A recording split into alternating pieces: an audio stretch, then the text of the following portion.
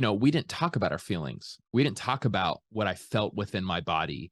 And so when I had a spiritual director for the first time, he was like, "So what do you feel?" And I'm like, "I don't know. Like, what do you mean by that?"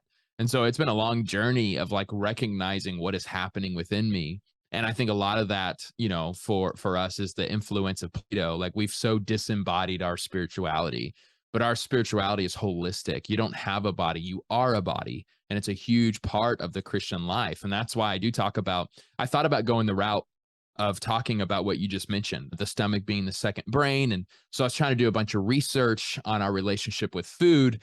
And I realized, man, this is my first book. Let me not hit out of my range too far. So I just stuck with, hey, we need to fast, and just talked about the spiritual importance of that.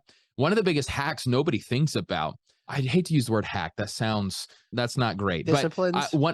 one of the greatest disciplines, like that people don't think about, is fasting. Like we've actually seen profound transformation in our college students, which, if you're a male college student, even females, right? But we deal a lot with the males on campus. We say, hey, your struggle with pornography, let's begin by fasting, because you're able to say no to the flesh in one way, and that opens up the gateway for you to say no to the flesh in other ways. And so for centuries, the church has always said, yeah, you are able to restrain your sexual appetite through fasting on a regular basis. And that's something we've so ignored. We don't ever talk about that anymore. But Yeah. man, that has been a huge unlock.